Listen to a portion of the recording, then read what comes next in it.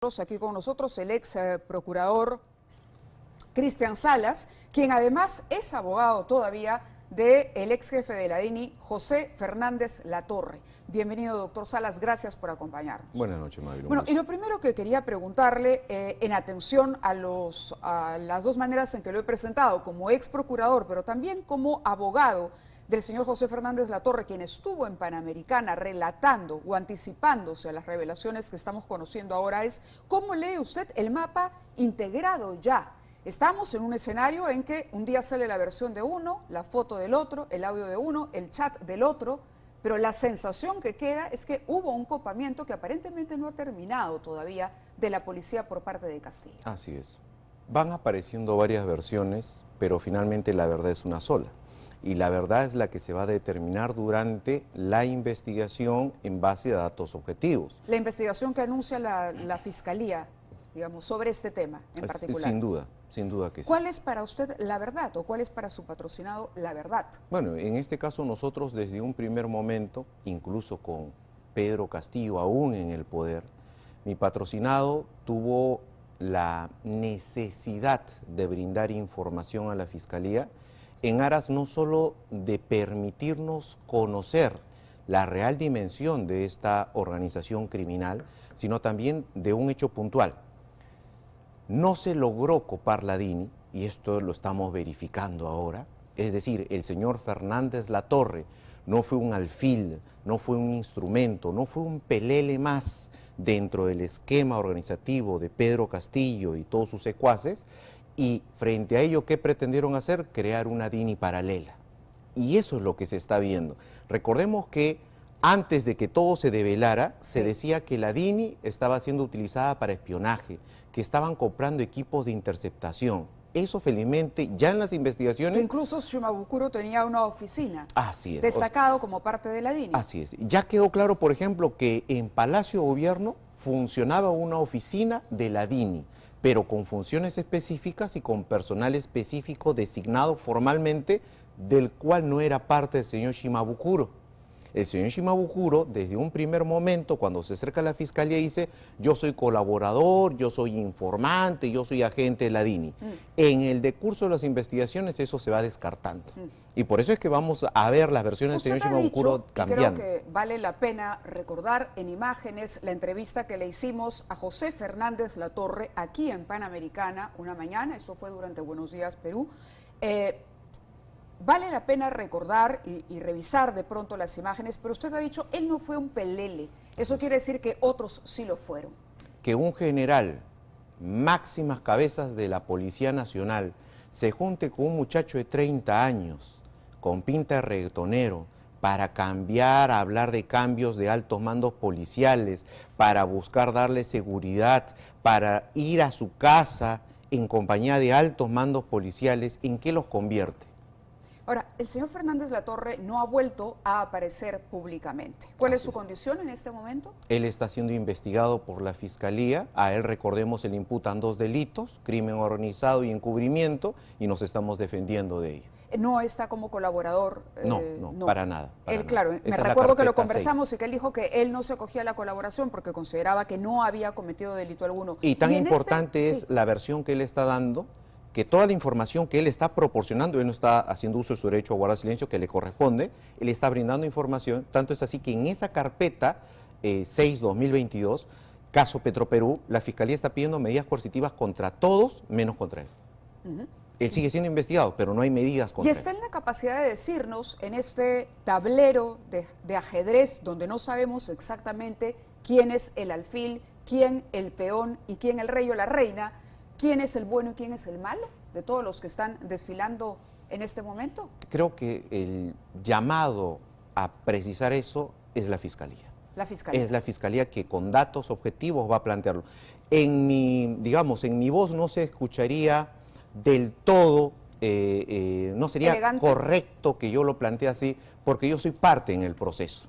Si yo fuera un ajeno, un objetivo que desde fuera lo viera, tendría otra visión. La pregunta con la que yo abría, o la reflexión con la que abría el programa era, caramba, nos queda la sensación de que había, ¿no?, un ambiente lumpenesco, había una debilidad moral en la alta jerarquía de la policía. Sin duda. ¿Usted coincide con esa Sí, conclusión? sin duda. Y diría entonces que quien toma la iniciativa, Pedro Castillo, ¿aprovecha esto o más bien es la policía la que se acomoda al poder de turno?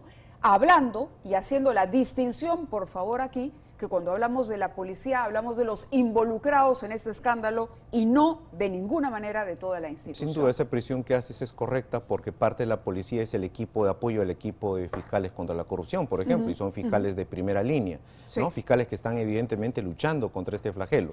Pero yo seguiría la línea, la hipótesis fiscal, es decir, una organización criminal llega al poder, al máximo poder, Sí. y desde ahí busca aprovechar las debilidades del sistema y copa Congreso, lo estamos viendo, Congreso de la República con estos congresistas niños de diversas líneas políticas, copa instituciones, copa policía y de ese modo buscó, felizmente no lo logró, enquistarse en el poder. Llama mucho la atención la cercanía y las presencias en el entorno de Castillo los días previos, si no el mismo día, del golpe de Estado.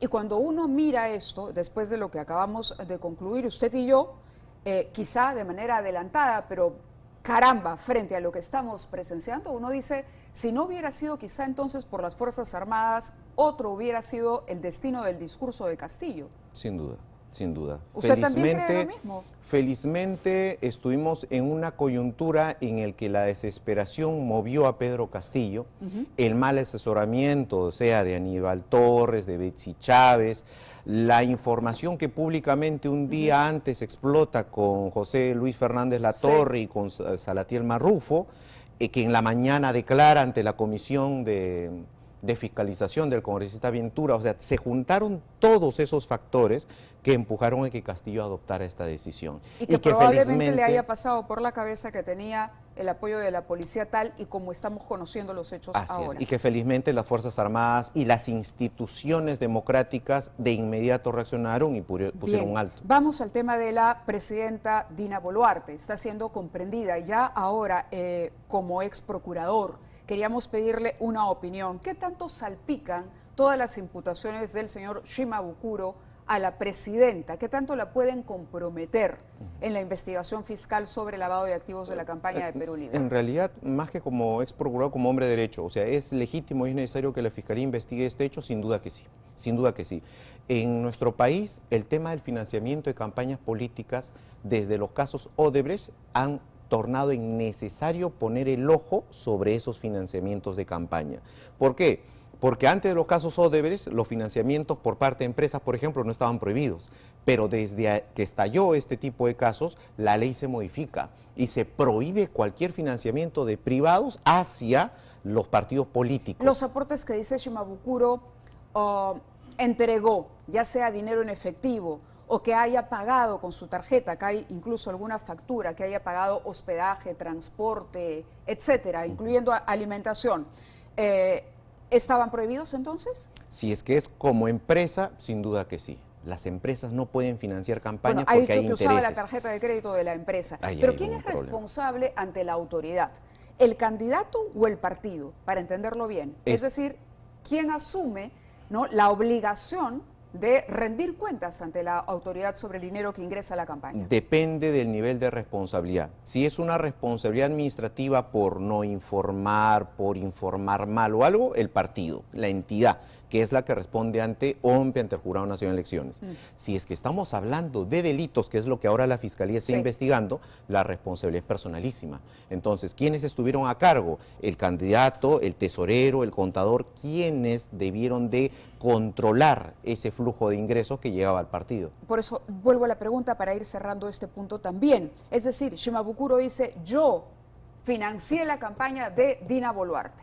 Yo me acerqué y la apoyé porque soy antifujimorista y quería apoyar la campaña de Perú Libre. En ese caso, ¿es la candidata responsable? Si es que ella tenía conocimiento de que era una empresa la que estaba financiando la campaña, sin duda que sí. Y si ella creía que el dinero era de él, simplemente como persona. Cambia la posición en tanto ese dinero haya estado declarado y haya sido destinado, sea como un aporte en especie o un aporte en efectivo y haya sido declarado en su momento. Muy bien. Muy bien, bueno, el señor Shimabukuro dice que tiene todos los vouchers y todos los documentos y que está el pago de su empresa, como le decía yo, nos mencionó el nombre de la empresa y nos alcanzó incluso alguna factura que está por aquí. En ese caso, entonces, ¿usted qué cree que debería hacer la presidenta en aras de la transparencia? Esto, por ejemplo, es el tema de los viáticos de campaña de segunda vuelta de la presidenta Boluarte, Arequipa, mayo 2021. Tanto ella como su equipo de campaña y los responsables de todo lo vinculado al financiamiento tienen que dar cuenta, tienen que informar. Y sobre todo ella que hoy ostenta el poder. Lo mismo, el mismo criterio que quien habla exigía en relación a Pedro Castillo, sí, hay que exigírselo a Dina Boluarte. ¿Y cuál eventualmente puede ser la sanción para la presidenta y hasta dónde llegaría la investigación, teniendo en cuenta que hoy Dina Boluarte es presidenta de la República? Sí, si es que estamos ante presuntos delitos de lavado de activos, no solo es saber que viene una empresa, sino que también el origen es delictivo. Ojo con eso. Entiendo que hasta el momento el señor Shimabukuro no ha dicho esto viene de actos delictivos míos, sino de mi actividad legal empresarial. Sí. Entonces, por ahí el tema de lavado podría disminuir. El tema de organización criminal habría que verlo bien, porque la organización criminal tendría que haberse constituido para cometer delitos. ¿Cuáles serían esos delitos? La Fiscalía tiene que afinar ahí su teoría. Estamos en una fase muy incipiente. A lo mucho esto podría llegar ¿hasta dónde? Hasta el cierre de las diligencias preliminares, que pueden ser 8 meses o 36 meses. Y recién ahí, si es que hay un levantamiento, una autorización, una vacancia de la presidenta, recién se puede ir a un proceso judicial. Mientras tanto, no. De acuerdo. ¿Esto cuánto puede tomar? Hasta 36 meses. Hasta 36 meses. Ahora, la presidenta tiene un blindaje hoy por hoy. Sin duda, por el cargo. Por el cargo. Sí. ¿Eso imposibilita a la Fiscalía de hacer la investigación? O sea, no. ¿No? La investigación preliminar, tal como hoy la viene desarrollando, hoy ha abierto investigación. Lo que no puedes acusar, como ocurría con el caso de Pedro Castillo. Efectivamente. Ahora, si llegase a ese punto, igual tendría que seguirse el trámite en el Congreso, etcétera, etcétera.